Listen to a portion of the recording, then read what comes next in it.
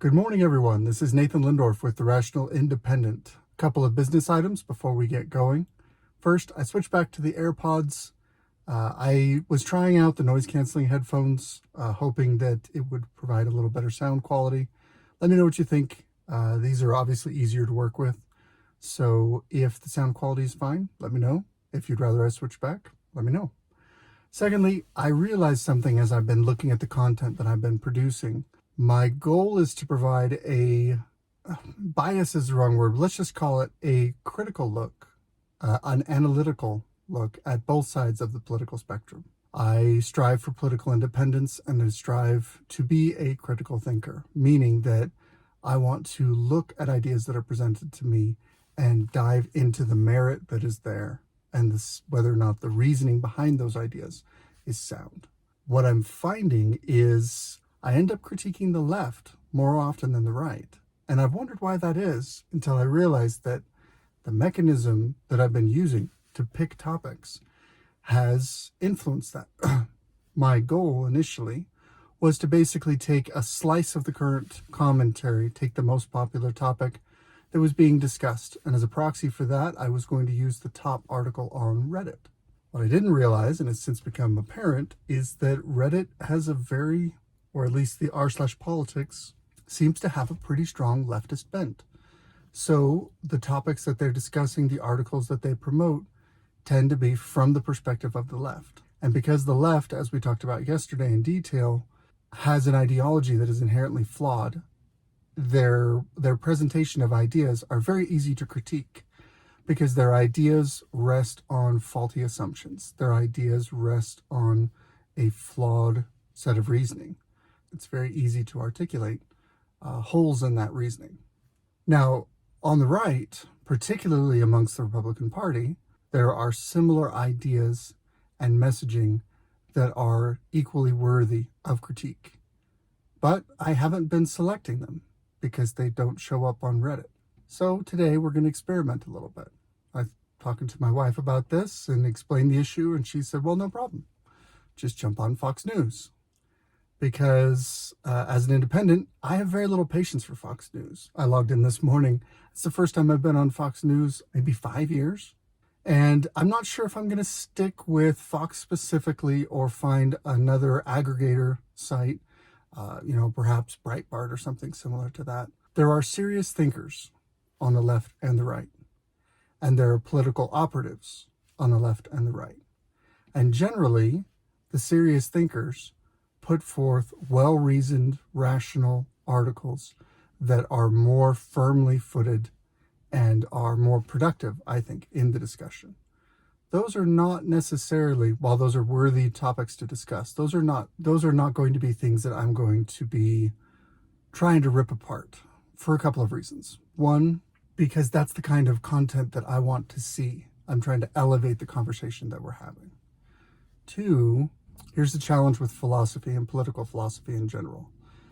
It rests on really dry, abstract topics that most people are just not that interested in talking about. If I make a channel, if I make commentary that goes into the minutia of the reasoning behind left and right, I'm going to lose the interest of the average person. They're going to tune me out, which means that any input I have is null and void simply because my audience isn't listening.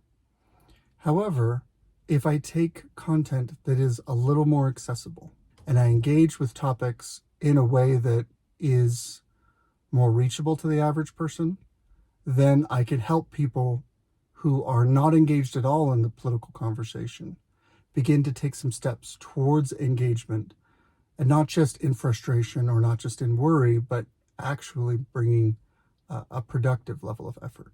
So that's the aim of the channel. That's what we're trying to do. So that's why I'm mainly focused on articles that are written for consumption by the general public. In other words, I'm not reading white papers and critiquing them. I'm not reading academic treatises. So we're going to try and keep it at kind of a higher level. But I do want to critique both the left and the right. In particular, critiquing Democrat political operatives, wherever they may be, and Republican political operatives. wherever they may be. Now, there are some Republicans in the judiciary. There are some Republicans in the press corps. Both of those areas tend to be dominated by the left. So the vast majority are left-leaning. And so there's still going to be a bit of a tilt where I'm talking more about the left than the right when discussing these topics, because the source material, the targets that I have to work with, are predominantly coming from leftist sources. But I do want to provide a measure of balance, because I have critiques about both sides. But when it comes down to it, the critiques are, well, we'll explore them more, but I think that they are of both difference in scale, but also difference in kind. On the left, because their ideas rest on a foundation that is flawed, they rely on peer pressure and manipulation and narrative-driven thinking and the momentum of the mob to push forth ideas that are fundamentally flawed, but that enrich themselves and empower themselves in the pursuit of a utopian future. That's the left in a nutshell. On the right, amongst Republicans, specifically, we have a group of people who essentially have made a bargain with the devil.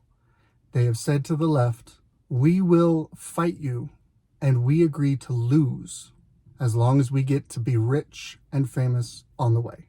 And so you see a Republican Party that is neutered, that does not have a strategic vision, that is not interested in putting forth a different destiny for America. They, as I think it's the Heritage Foundation, has their mission to stand athwart the tracks of history, yelling, stop. As a conservative mission, that sucks, because you're going to fail. You're going to get run over by the train. You stand on your principles, you shout stop, and the train runs you over, and the train runs you over. That's how this is going to go. When Democrats are in charge of the federal government, we go barreling towards the cliff of economic and social destruction at 100 miles an hour. If you look at President Obama, if you look at President Biden, even if you look at some of the stuff that Bush did, but going back to Clinton, we are making decisions that are going to result in terrible destruction. On the right, when Republicans, supposedly on the right, take over the government, we proceed in the same direction, going 40 miles an hour. Yay, a more reasonable rate of speed, but the same destination. It doesn't matter. I've been in politics since I was young. I was interested even as a teenager. I voted in every presidential election, in most of the midterms, in local elections, etc. I'm a politically active person. Ever since I've been engaged, since the early 90s, ever since I've been engaged in politics, I have observed this pattern. When Democrats are in charge, we go towards this social destruction. And when Republicans get in charge, we continue to go the same way, but maybe if we're lucky, and by we I mean people who are aligned with me politically, maybe we slow down a little bit. That is not okay. That is not acceptable. That's why I'm not a Republican. That's why I critique the right. Because the right fails to present a compelling narrative, a compelling story, a compelling purpose for us as a people to sacrifice and strive for and push for and achieve, that runs counter to the fatal flaws of leftist utopian thinking. The right has made the bargain that says, make me fat, make me rich, make me lazy, and I'll let you do whatever you want. And I can't go along with that bargain. Setting all that aside, let's dive into today's rant. From Fox News, White House connected green energy firm among the first beneficiaries of the Inflation Reduction Act. All right, this is a long article. I'm not going to go into the detail because it's painful. But the short version is President Biden and the left put forth the Inflation Reduction Act. A misnomer, if there ever was one, has nothing to do with inflation reduction, but if you call it that, then it'll be popular. Shockingly, it includes a bunch of giveaways for green energy. Yay! What does that have to do with inflation? Nothing, but okay. A bunch of giveaways for green energy. And guess what? Some firms with connections to the White House are now benefiting from those giveaways of the federal government. I think the word for this is graft, but it's not limited to the left. The best friend of big government is big business. The best friend of big business is big government. Big business has the market share and capital and connections to survive a regulatory regime. So big business is in favor of increased government oversight and regulation because big business can afford to hire the lawyers necessary to stay in compliance, but it creates an additional barrier of entry to competitors. In other words, big business can use big government to insulate itself against competition. It can use big government as a way to manipulate the market and make the market less free. I'm not a fan of that. That's a bad idea. It takes us to bad places.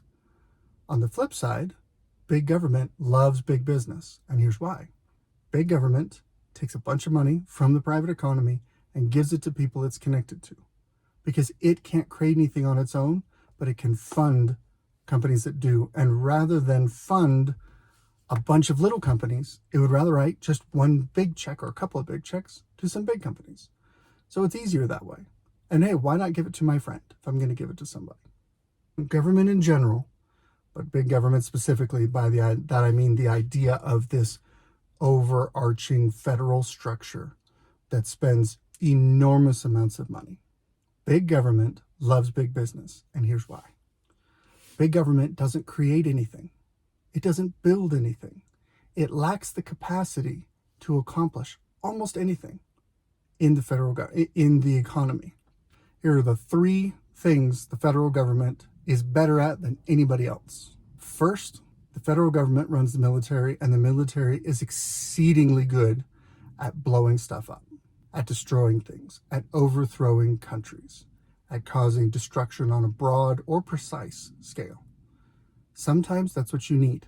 Sometimes you need a big stick. I'm not anti-military. Military is not a virtue in and of itself, and more spending on the military is not a virtue in and of itself.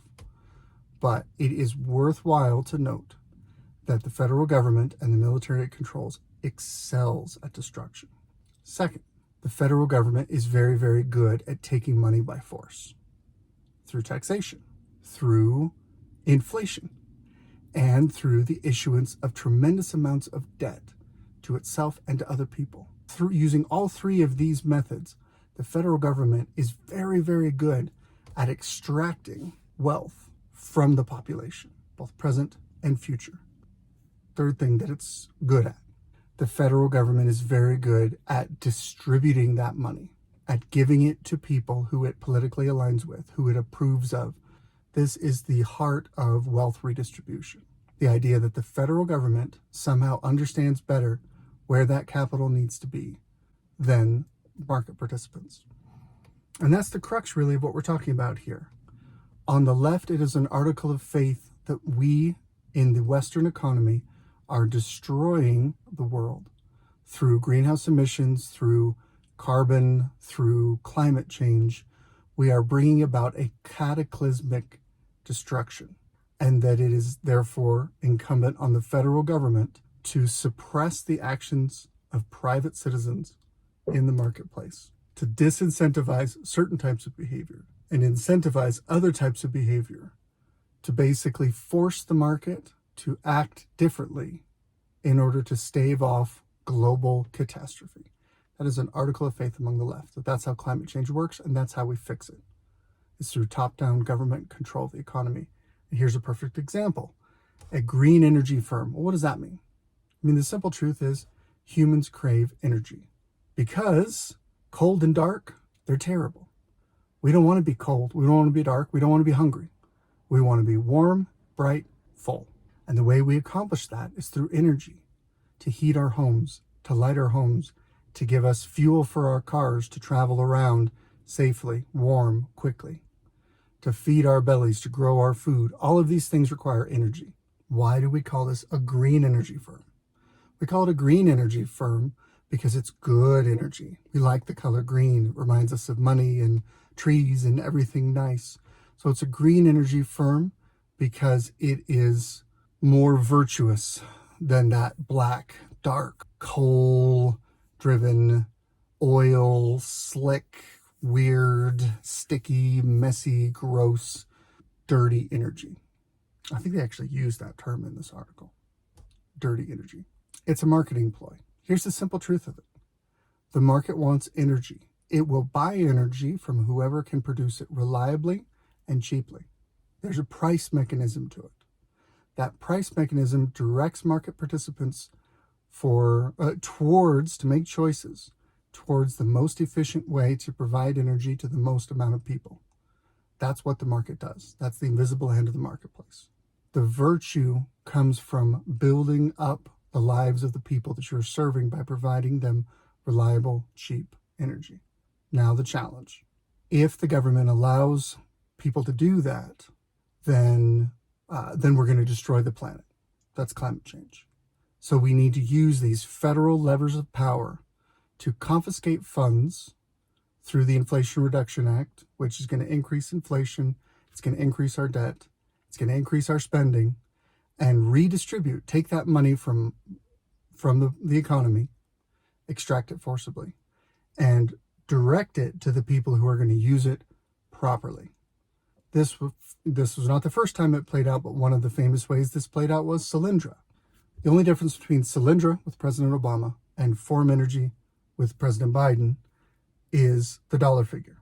Form Energy is going to spend $800 million on a battery production plant in Massachusetts, and it's going to largely fund this through the Inflation Reduction Act money.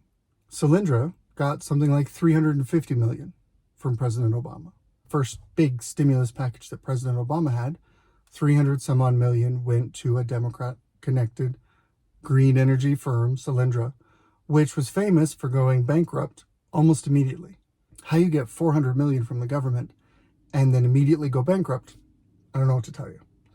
But I'm betting Form Energy isn't going to do very well. Just tossing this out. And here's why. If the government has to subsidize it, that means the market doesn't want it. If the market doesn't want it, it's because it doesn't make economic sense. If it doesn't make economic sense, then your business model is going to stink. And you're going to rely on continued funding from the government in order to make your business model work. That is a recipe for capital destruction. That's a recipe for company failure. I'm out of time, but I want to just quickly jump into a few things that stood out to me when I was reading this article. First off, I thought it was interesting that in this article, they call out that the reason why the Inflation Reduction Act passed was because of support of Senator Joe Manchin. He was one of the holdouts, and he negotiated for whatever. He probably got some kind of perk for his people.